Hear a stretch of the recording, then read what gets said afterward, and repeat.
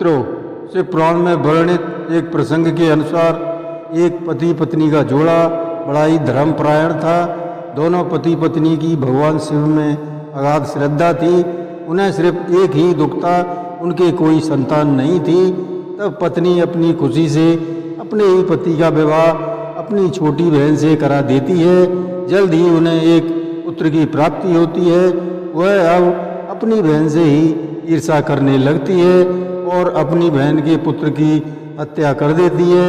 फिर कैसे शिव प्रताप से उन्हें पुत्र मिलता है, यही सब जानने के लिए हमारी कथा को सुनें तथा कमेंट करना न भूलें। धन्यवाद। नमस्कार, मैं रणबीर सिंह लोटस एंटरटेनमेंट में आपका हार्दिक स्वागत करता हूं। मित्रों, दक्षिण दिशा में देव नाम का एक पर्वत है।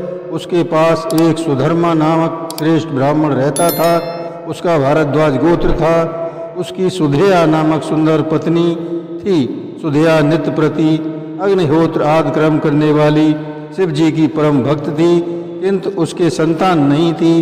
सुधर्मा को तो इससे कुछ भी दुख नहीं था, परंतु उसकी पत्नी व्याकुल रहती थी। उसे पुत्र प्राप्ति की चाहना थी। वह इस विषय में पति से बार बार कहा करती थी। पति कहा करते थे, हे कल्याणी, पुत्र प्राप्ति से क्या लाभ? सभी संबंधी स्वार्थी होते हैं। माता पिता पुत्र आदि सभी को हमने देख लिया है। इस प्रकार समझाता था। कभी कभी फटकार भी लगा देता था और चुप करा देता था। वह हमेशा शिव भक्ति में ही लगा रहता था। एक दिन की बात है, सुधेया अपनी सहेलियों के साथ कहीं मन बहलाने को चली गई। वहाँ कई स्त्रियों के साथ उसका झगड़ा भी हो गया। उस झगड़े में कई स्त्रियों ने उससे कहा, अरे बाँझ, तू इतनी अभिमान क्यों करती है? हम जानती हैं कि तू धन पैसे वाली है, किंतु तेरे इस पैसे धन को तो राजा छीन लेगा। तेरे किस काम का? हमारा धन तो पुत्रों के उपयोग में आएगा। इस प्रकार की बातों को सुनकर सुधेया घर को लौट आई। वह बहुत दुखी होने लगी। उसने सभी बातें अपने पति को रो रो कर सुनाई। इस पर सुधर्मा दुखी न होकर पत्नी को धीरज देने लगा। हे प्रिय, जो होनहार है वह अवश्य ही होता है। इसमें व्याकुल नहीं होना चाहिए। कोई कुछ भी कहे वह कहता रहे, दुखी मत हो।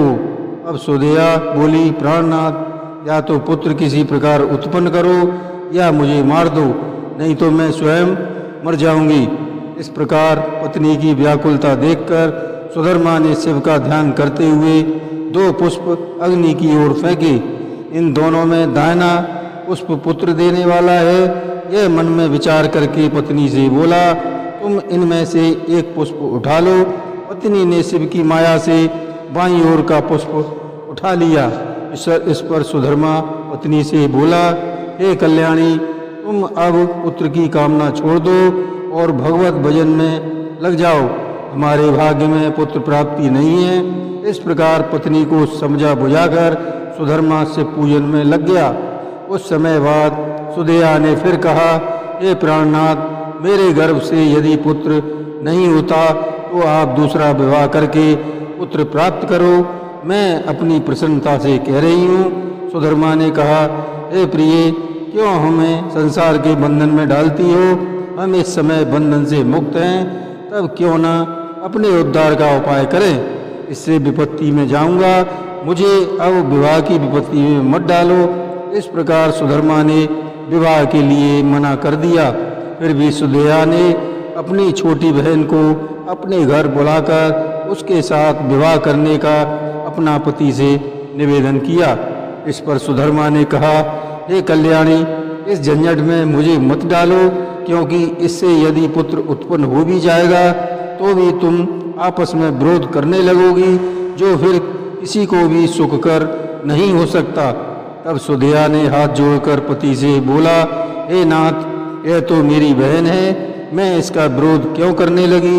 आप निश्चिंत रहें। अब उसने जबरदस्ती अपनी छोटी बहन के साथ सुधर्मा का विवाह करा ही दिया। उसका नाम घुसमा था। सुधर्मा ने विवाह के बाद पत्नी से कहा कि यह तुम्हारी बहन तुम्हारी सौत है, तुम इसे प्रसन्न रखना। तब दोनों बहन सुखपूर्वक रहने लगी। घुसमा अपनी बड़ी बहन की आशा से नित्य प्रति 101 शिवलिंगों की षोडशोपचार पूजा करने लगी। पूजा करके उसे तालाब में विसर्जन कर आती।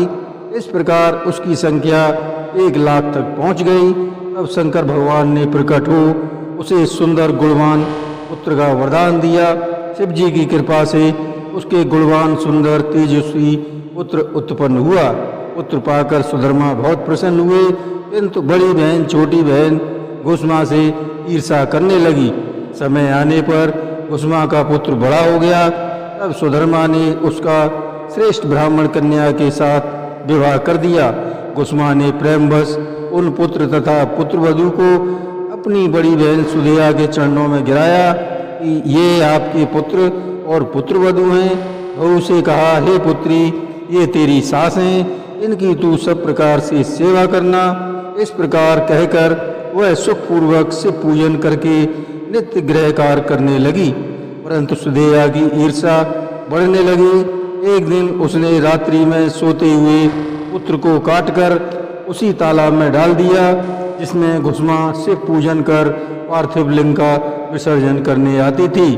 प्रातःकाल जब उसकी पत्नी ने अपने पति को नहीं देखा तो वहाँ पर रुधिर देखा तो शोक से व्याकुल हो गई। घुसमा तो मान दुखी हुई। सुधेया बनावटी रोने लगी, परंतु मन में घुसमा को रोता देख प्रसन्न हो रही थी। सुधर्मा घर में आए तो सभी को सांत्वना देकर बोले, इसमें आप लोग शोक मत करो, भगवान ने दिया था उन्हीं ने ले लिया, इसमें हमारा क्या बस है। एक घूसमे तुम शिव पूजन मत छोड़ो। इस प्रकार पति के समझाने पर वह पति की आज्ञा से तालाब पर शिव पूजन करने चली गई। पार्थिव लिंग पूजन के पश्चात जब वह घर लौट रही थी तो उसने अपने पुत्र को तट पर खड़े देखा। वह कह रहा था, माता, मैं तुम्हारे तप तथा शिव कृपा से मरकर भी जीवित हो गया हूँ। माता ने शिव की बार बार पूजा की। तभी शिव जी प्रकट होकर बोले, घूसमे, मैं तुझसे प्रसन्न हूँ, तू वर मांग। तेरा पुत्र सुधेया ने मार डाला था, मैं उसको अभी दंड देता हूँ। इस पर घुसमा हाथ जोड़कर शिव जी से कहने लगी, नाथ, यदि आप प्रसन्न हैं तो यही वरदान दें कि मेरी बहन को अभय कर दें। उसने बुरा किया है तो मुझे बुरा नहीं करना चाहिए। शिव बड़े प्रसन्न हुए।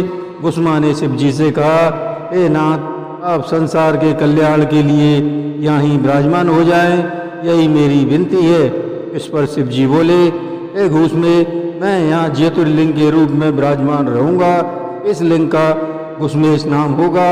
यह तालाब लिंग का स्थान होगा जो शिवालय के नाम से प्रसिद्ध होगा। दर्शनार्थियों के सभी मनोरथ इसमें पूर्ण होंगे। इस प्रकार कहकर सदाशिव लिंग में स्थित हो गए। तभी वहाँ सुधर्मा भी आ पहुँचे। दोनों ने मिलकर शिव जी की 101 परिक्रमाएं की। प्रेम सहित शिव पूजन करते हुए चिरकाल तक पृथ्वी पर निवास किया और अंत में दोनों पति पत्नियों ने मोक्ष पाया। जय श्री कृष्णा।